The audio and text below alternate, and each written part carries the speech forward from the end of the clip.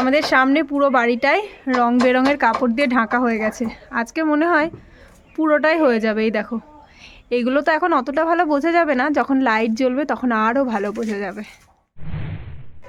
Hello বন্ধুরা, good morning সবাইকে। কেমন আছো সবাই? আশা করছি সবাই খুব ভালো আছে। আর আমি সঙ্গীতার ঘরের আরও একটা নতুন ব্লগে তোমাদের সবাইকে স্বাগত। তো আজকে হচ্ছে শুক্রবার আর এখন সকাল 10টা মতো বাজে। ফাইনালি আজকে একটু ভালো লাগছে। কেন বলো তো, দুদিন যাচ্ছে তাই রকমের ওয়েদার ছিল, মেঘলা, বৃষ্টি, কুয়াশা সব মিলিয়ে মিশে একদম অন্ধকার চিপচিপে একটা দিন। তো আজকে একটু একটু করে সূর্যটা উঠছে, 10টা বাজে। আশা করছি মেঘলা বা বৃষ্টি আর কিছু হবে না। আর সবাই খুব ভালো মনে প্রার্থনা করছি, কেননা আর হাতে গোনা 2 দিন বাদেই বাড়িতে অনুষ্ঠানে তোড়জোড় তো অনেক দিন আগে থেকেই শুরু হয়ে গেছে। তো আজকে কি হচ্ছে সেটা তোমাদের চলো দেখাই।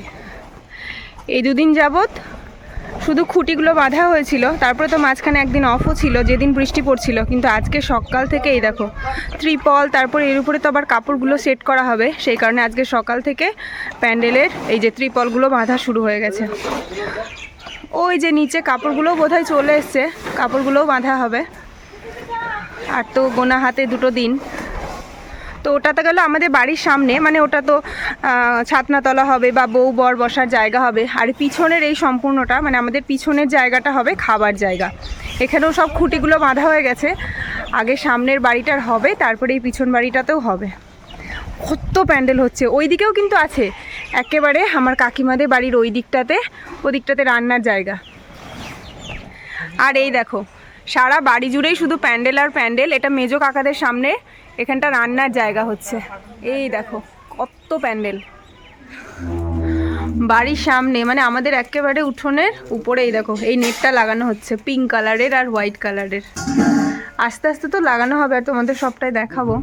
ফাইনাল লুকটা কেমন আসছে সেটা পরেই দেখাতে হবে, কারণ এখনো তো পুরোটা হয়নি। এখন যে যা পাচ্ছে সেই কাজ করতে হচ্ছে। রিয়াকে দেওয়া হয়েছে মাছ ধোয়ার জন্য, সকাল সকাল মাছ ধুতে বসে গেছে।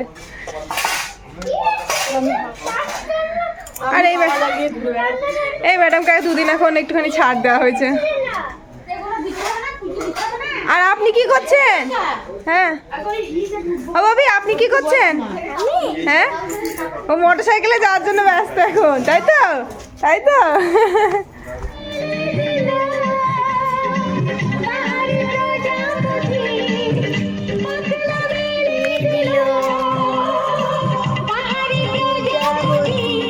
বিয়েতে কত কিছু থাকবে দেখো। ছোট ছোট কুচোরা নাচ তুলছে, বর আসবে তখন নাচবে। আমাদের সামনে পুরো বাড়িটাই রং বেরঙের কাপড় দিয়ে ঢাকা হয়ে গেছে।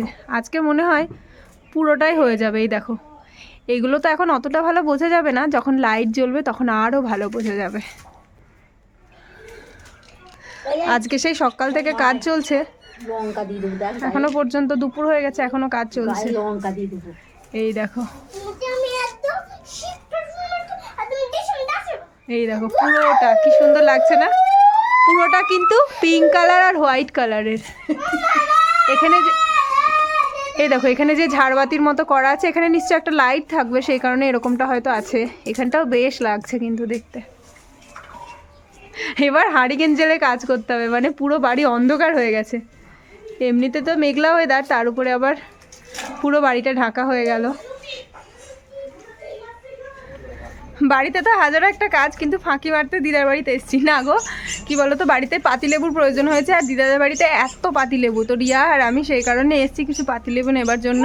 আর পাতিলেবুর সাইজগুলো দেখায় তোমাদের, এত বড় বড়। আর আমার ছানাও এসছে, দেখো ছানা খেলনা। এটা কে দিল?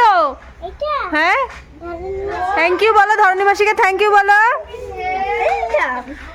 এই দেখো যেখানে হচ্ছে থোকা থোকা গাছ ভর্তি পাতিলেবু, আর পাতিলেবুগুলো যে কতটা বড় হয়ে গেছে এই দেখো, পুরো গাছ ভর্তি।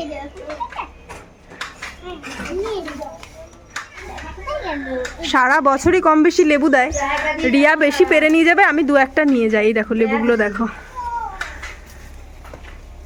গাছ থেকে এরকম লেবু পেয়ারা পাড়তে যা ভালো লাগে না। রিয়া কোথায় উঠেছে? এই যে একদম ছাদে উঠে গেছে। আর এসব কাজে রিয়া ছাড়া আর গতি নেই। রিয়া কোথায় উঠেছে দেখো। এই দেখো কতগুলো লেবু নিয়েছে, এই কটা নিয়ে আমি বাড়ি চলে যাই, রিয়া বাকিগুলো নিয়ে আসুক। মাঝখানে তো আর একটা গোটা দিন পাওয়া যাবে, মানে শনিবার দিনটাকে। রবিবার দিন তো আইবুড়ো ভাত, তো রবিবার দিন তো আর মনে হয় না কিছু হবে। শনিবারের দিন সব কমপ্লিট করে দেওয়ার কথা। আর আমি একেবারে রাস্তার সামনেই দাঁড়িয়ে আছি। কাপড়গুলো তো দেওয়া হয়ে গেছে, কিন্তু রাস্তায় এখনও ফুলের গেট হবে, রাস্তাটা এখনও সাজানো হয়নি। এখন একদম এই দেখো পুরো রাস্তা বরাবর কাপড়টা টাঙানো হয়ে গেছে। আর নতুন করে কোনো কাপড় দেবে কি না সেটা তো আমি জানি না, সেটা যে দাদাগুলো করছে তারাই জানে। আর আজকে তো অর্ধেক বেলা হয়ে গেছে, আজকে অনেকটা সকাল থেকে কাজ চলছে। সেই মোটামুটি আমি ঘুম থেকে ওঠার আগেই মোটামুটি 8টা থেকে কাজ শুরু হয়ে গেছে। কালকের দিনটা পাওয়া যাবে, এবার আর তো সময় নেই। তো বেশ ভাল লাগছে, পুরো চারিদিকে বেশিরভাগটাই পিঙ্ক কালার, তো খুব ভাল লাগছে। আর আজকে সারাটা দিন যাবত আমি আমার ছানাটাকে নামাতে পারিনি। কি বলো তো, এই কাপড়গুলো তো লাগাচ্ছে, এবার অনেক ছোট ছোট পিন দিয়ে তো কাপড়গুলো জোড়া দিতে হয়, তো সেই কাজগুলোই হচ্ছে। এবার ছোটোখাটো পিন কিন্তু নিচে অনেক ছড়িয়ে ছিটিয়ে আছে, এবার সেই কারণে ওকে নামাতে পারছি না। আর ও ভীষণ আমাদের উপরে চড়া হয়ে যাচ্ছে, কিন্তু এরকমটা তো হবেই। আজকের দিনটা তো একটু সাবধানে রাখতেই হবে, নাহলে ওই পিন যদি একবার পায়ে ফুটে যায় ব্যাস সব আনন্দ মাটি হয়ে যাবে। এখন চারিদিকে রান্না বসে যাচ্ছে। এই দেখো এখানে মা ডালটা সোমবার দিয়ে দিয়েছে, ডালটা ফুটতে শুরু করে দিয়েছে। রান্নাঘরের দায়িত্বে আমি আর মাই রয়েছি, রোদ্দুরকে দেখার দায়িত্বে প্রিয়া আর রিয়া রয়েছে। অনেক তরকারি নেমে গেছে, কিন্তু বাঁধাকপির ঘন্টটা মা আমাকে করতে বলেছিল। এই দেখো বাঁধাকপির ঘন্টটাও আমার প্রায় আর হয়ে গেছে। নিরামিষ করেই হচ্ছে, বিউলির ডালের বড়ি, মটরশুঁটি, ঘি, গরম মশলা দিয়েই হচ্ছে। আমার সব কিছু দেওয়া হয়ে গেছে, শুধু জলটা একটুখানি মারিয়ে নেব, তাহলেই হয়ে যাবে। সন্ধ্যে থেকে কারেন্ট নেই, তবুও রোদ্দুরে ছোট মিমি রোদ্দুরের জন্য ইয়াম্মি চাউমিন বানিয়ে দিয়েছে। মাম্মাম কেমন টেস্টি হয়েছে? ও মাম্মাম কেমন টেস্টি হয়েছে? এই দেখো ডিম দিয়ে, গাজর দিয়ে, লঙ্কা কিন্তু দেয়নি, সুন্দর করে বানিয়ে দিয়েছে ম্যাগি চাউমিন, তাই তো? বিটুয়া আমাকে একটু দেবে না? আচ্ছা তুমি ছোট মেয়েকে থ্যাংক ইউ বলে দাও। রোদ্দুরকে তো প্রথমে দিয়ে শান্ত করা হয়েছে, আর আমাদের সবার জন্যই রিয়া সুন্দর ম্যাগি চাউমিন বানিয়েছে, মানে চাউমিন স্টাইলে ম্যাগিটাকে বানানো হয়েছে। এই দেখো পুরো ভরাট, কারেন্ট নেই, পুরো অন্ধকারে আমরা খাবার মজা নিচ্ছি। একদিন আর কোনো কিছুই আমাদের সাথ দিচ্ছে না, দিনের বেলা ওয়েদার আর রাতের বেলা কারেন্ট। তো এতক্ষণে কারেন্টটা এলো, তাও আবার বারবার করে চলে যাচ্ছে। তো এখন আমি যেটা করব, সেদিন একটা ফেসিয়াল কিট কিনে এনেছিলাম ওশিয়ার, তো সেটা এখন প্রিয়া আমাকে করিয়ে দেবে। আমি তো অত ভালো জানি না, সবটাই লেখা আছে, লেখার বেশিসেই আমরা করব। তো প্রথমে আমি যেটা করেছি, একটা ফেস ওয়াশ দিয়ে, যেটা আমি রেগুলার ফেস ওয়াশ ইউজ করি, সেটা দিয়ে ভালো করে মুখটা ক্লিন করে নিয়েছি আর ড্রাই করেও নিয়েছি। এবার স্টেপ বাই স্টেপ ফলো করতে হবে। এই দেখো 6টা প্যাকেট রয়েছে, আর 6টা প্যাকেটে স্টেপ 1, স্টেপ 2, স্টেপ 3, 4, 5, 6, তো 6 নাম্বারে গিয়ে শেষ হবে। দেখি কতক্ষণ সময় লাগে। প্রথমে স্টেপ 1 থেকে শুরু হবে।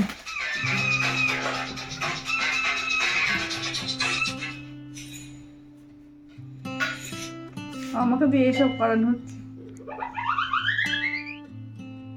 এতে আর যাই হোক না হোক, মুখের মাসাজটা কিন্তু ভালোই হচ্ছে।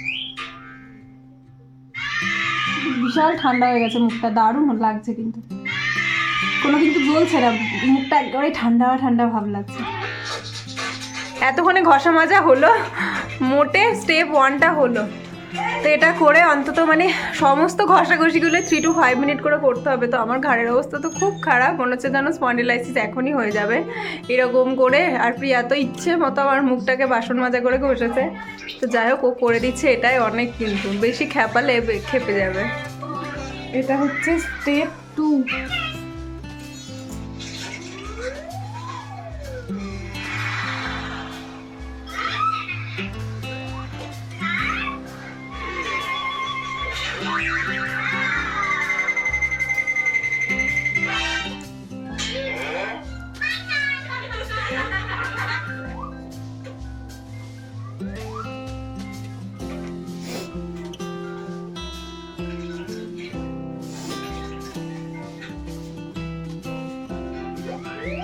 এবার কত নাম্বার প্রিয়া? স্টেপ 3, মানে এখনো 3টে, 6টা স্টেপ। এটা আরো ঠান্ডা।